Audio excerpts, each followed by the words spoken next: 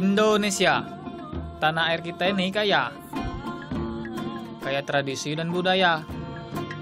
Tiap daerah di Nusantara pastilah punya tarian khas. Salah satu adalah tarian yang sedang kami bawakan.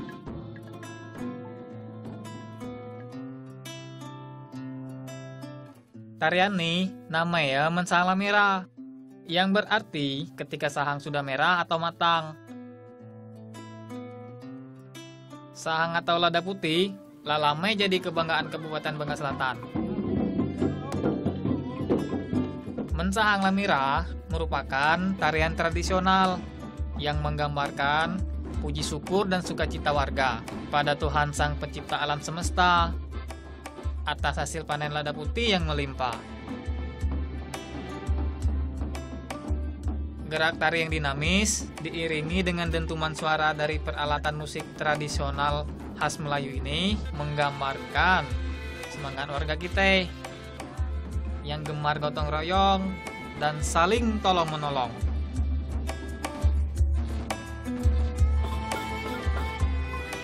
Bukan saat musim panen lada putih saja. Dari dulu sampai kini, tarian ini ada di setiap acara adat.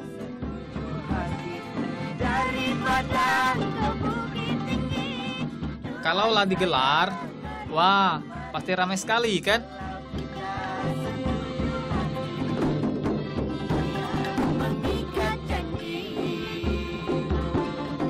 Perkenalkan, namaku Muhammad Redo Paurani.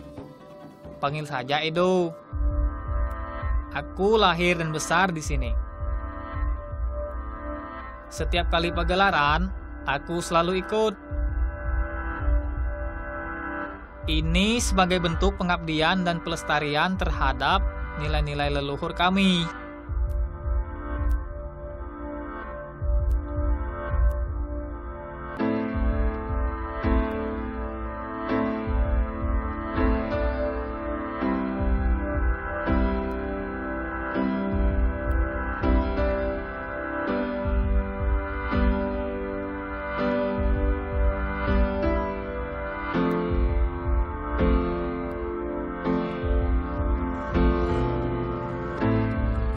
Bangka Selatan merupakan salah satu kabupaten di bumi serumpun Sembalai.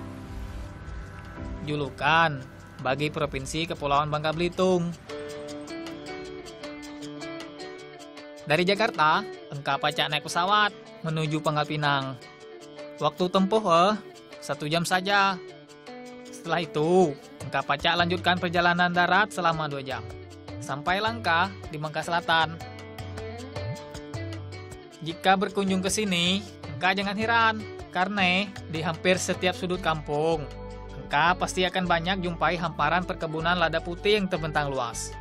Total luas lahan kebun lada di sini mencapai 23 hektar. Jadi jangan heran, kampungku ini penghasil lada putih terbesar di Indonesia.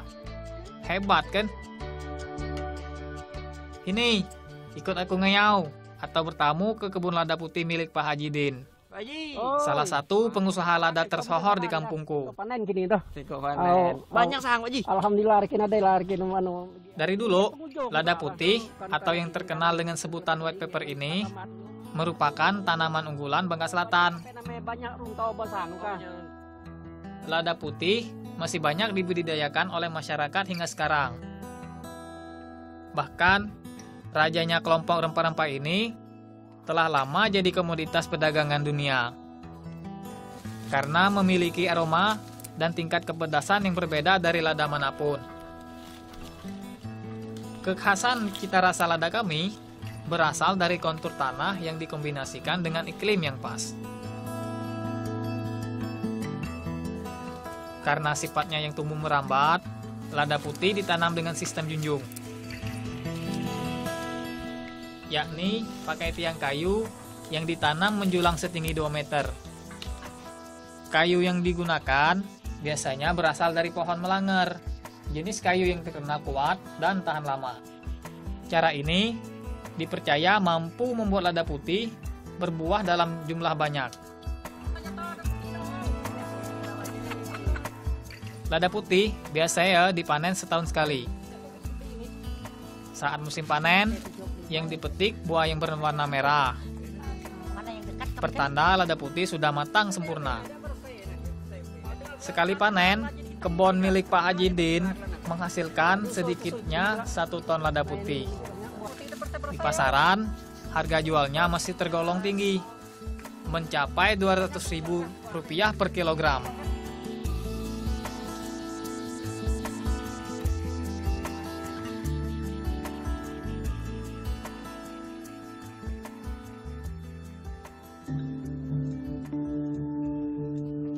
Setelah dipanen, lada putih kemudian dicuci untuk melepaskan tangkai dan mengupas kulit luar, serta membuang kotoran biar bersih kan.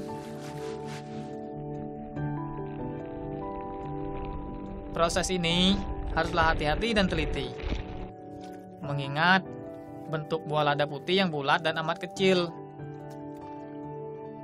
Jangan sampai buahnya ikut hanyut.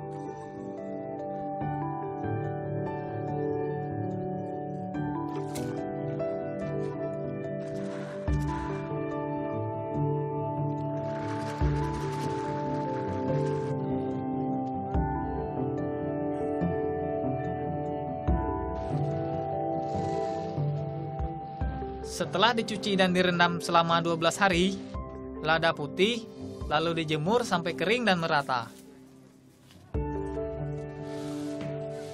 Untuk proses ini, biasanya butuh waktu sampai 3 hari lamanya.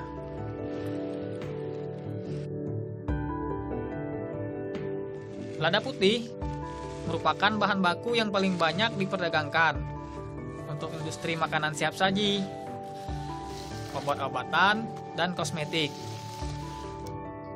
Dari lada putih ini, kampungku sudah go internasional. Penjualan lada putih kami sudah merambah pasar dunia. Aku bangga sekali.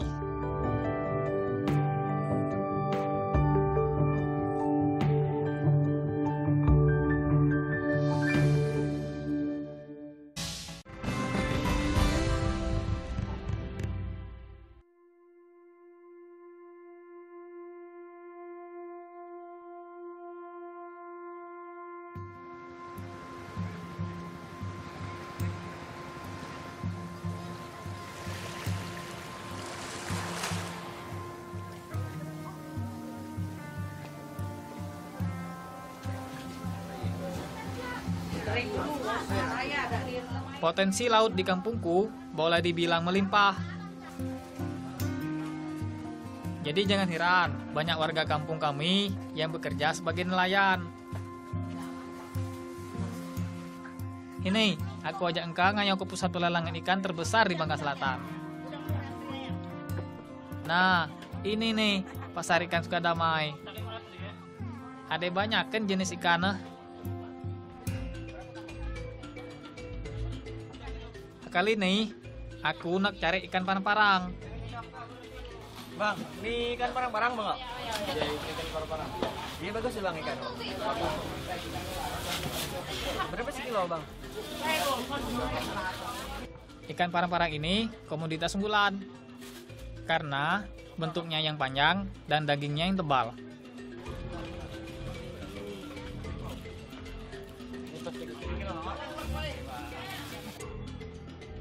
Aku jamin, ikan yang dijual di sini semuanya segar. Karena didapat langsung dari para nelayan. Isi 24. Kalau engkau anak kesini, datang harus pagi-pagi. Karena pasar ini mulai ramai sejak pukul 3 pagi sampai jam 12 siang saja.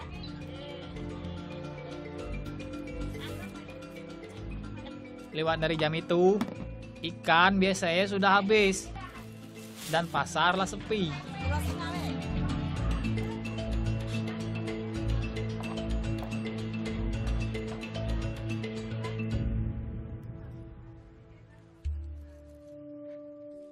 Ikan parang-parang biasa dibuat sebagai bahan dasar membuat mie kuah ikan. Kuliner khas kita, warga Bangka Selatan.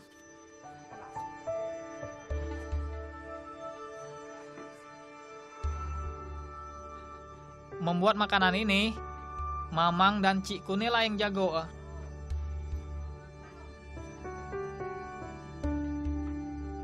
Setelah dibersihkan, daging ikan kemudian digiling menjadi bulir-bulir kecil.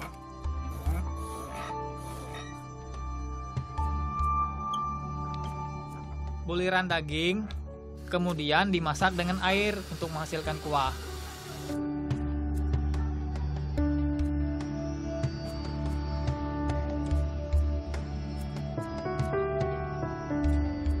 Selain bumbu dasar, yang tak boleh lupa, tentu lada putih harus ikut dilarutkan ke dalam kuah. Ini akan membuat cita rasa kuah mie gurih dan harum. Yo, langsunglah dinikmati. Soal rasa, tak usahlah ditanya. Lah pastinya manian. Enak sekali.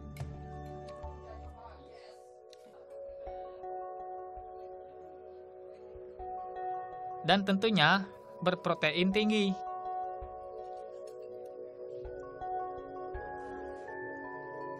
Kalau engkau nak mencicipi, datanglah ke sini. Nanti kita buatkan lagi.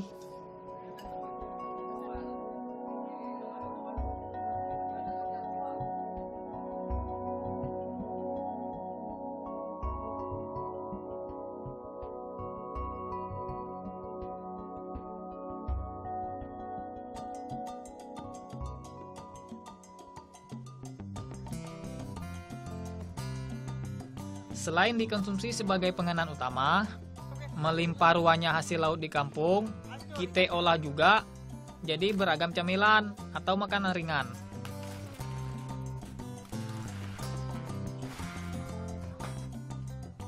Salah satu dibuat kerupuk atau kritek.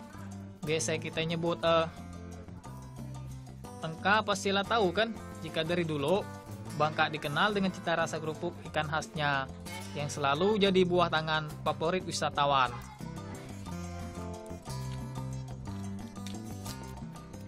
Yang biasa mengolah adalah mak-mak nih. Kreasi terus berkembang. Tidak hanya ikan saja yang jadi bahan dasar. Di kampungku, telur kepiting juga biasanya diolah menjadi makanan yang menyehatkan. Kreatif nian kan? Seperti umumnya kerupuk, proses pembuatan kerupuk telur kepiting juga tak jauh beda. Bahan-bahan yang dibutuhkan juga sederhana, yakni telur kepiting, tepung terigu, dan ragam campuran bumbu. Semuanya dihaluskan menjadi satu.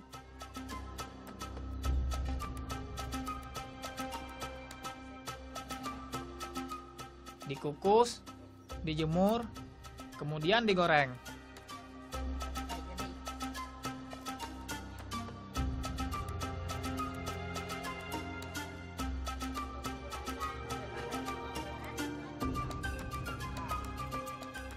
Nah, yang membedakan tentu soal cita rasanya kan.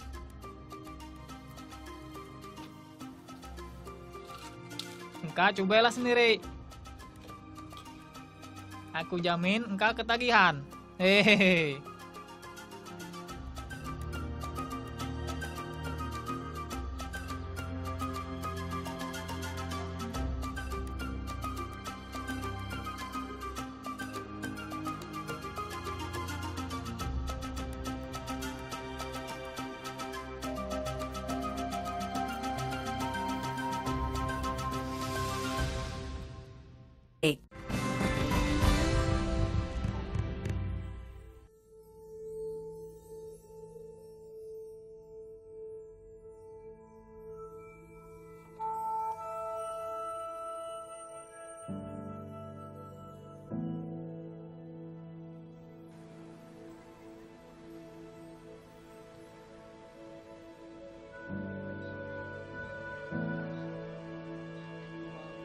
bukan Kepulauan Bangka Belitung namanya jika tak ada pantai cantik dengan batu-batu granit raksasa yang jadi ciri khasnya.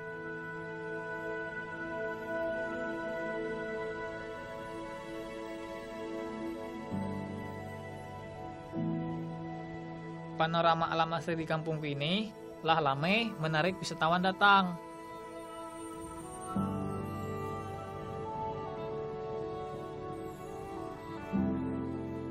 Batu-batu granit ini tersusun dan tercipta secara alami. Akibat proses tektonik yang terjadi jutaan tahun lalu. Batu-batu besar ini terangkat dari kedalaman puluhan kilometer dari permukaan bumi.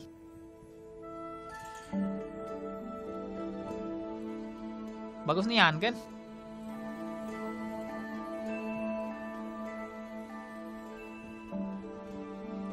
Selain keelokan pantai pemandangan alam bawah laut kampungku juga tak kalah menawan.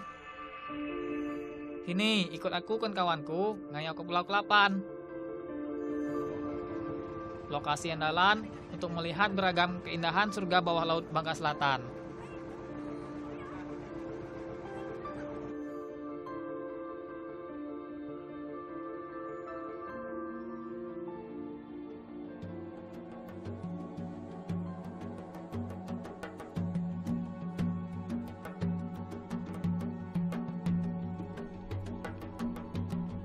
Beragam jenis ikan dan terumbu karang berwarna-warni masih terjaga dengan baik dan mudah kita jumpai.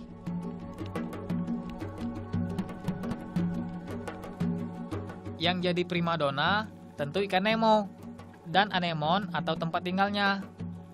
Bagus nian kan? Namun sayang, pesona alam bawah laut di Kampung Kune belum begitu banyak dikenal orang. Tapi, dak apa, lambat laun, aku yakin akan banyak orangnya datang.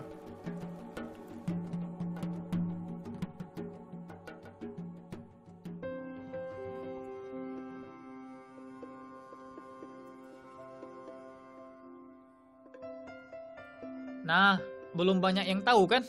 Kalau di kampungku ini, juga ada keajaiban alam berupa Danau Kaolin.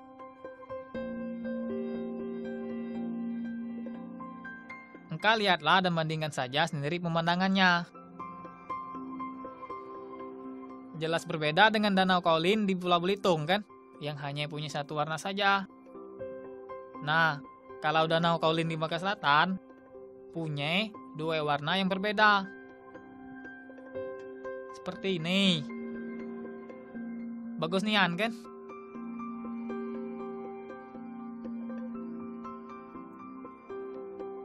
Danau cantik ini tercipta dari bekas galian tambang timah dan kaolin.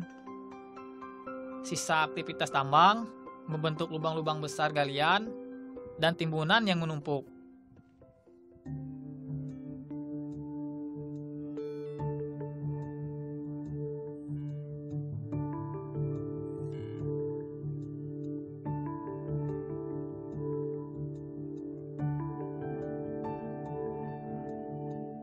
Lama-kelamaan terisi air, sehingga membentuk sebuah danau yang begitu indah.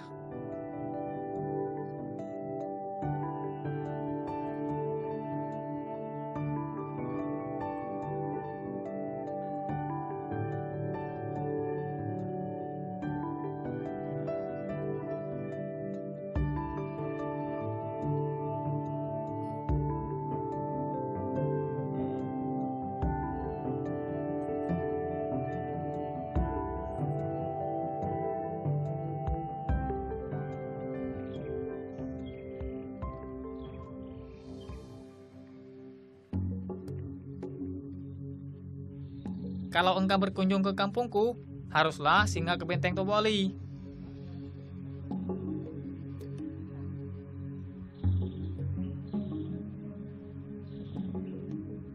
Letak dak jauh dari pusat kota Bangka Selatan.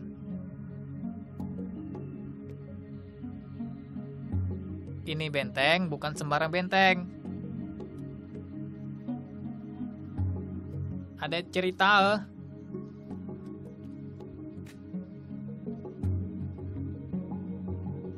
Benteng Teboli dibangun tahun 1825.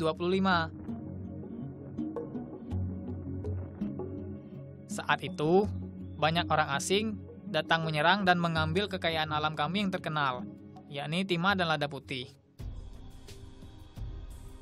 Demi menghadang serbuan penjajah, maka dibangunlah Benteng Teboli ini.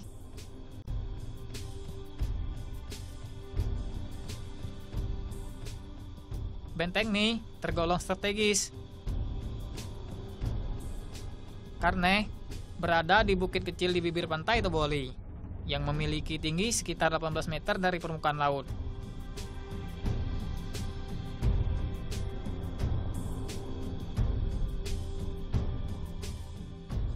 Posisi yang memudahkan para prajurit memantau kedatangan musuh. Meski tak lagi utuh, hingga kini Benteng Teboli masih tegak berdiri sebagai pengingat sejarah. Sejarah yang mengajarkan kita semua untuk selalu menjaga dan mencintai tanah air tercinta dengan segala isinya, agar anak cucu kita dapat terus menikmatinya. Indonesia bagus.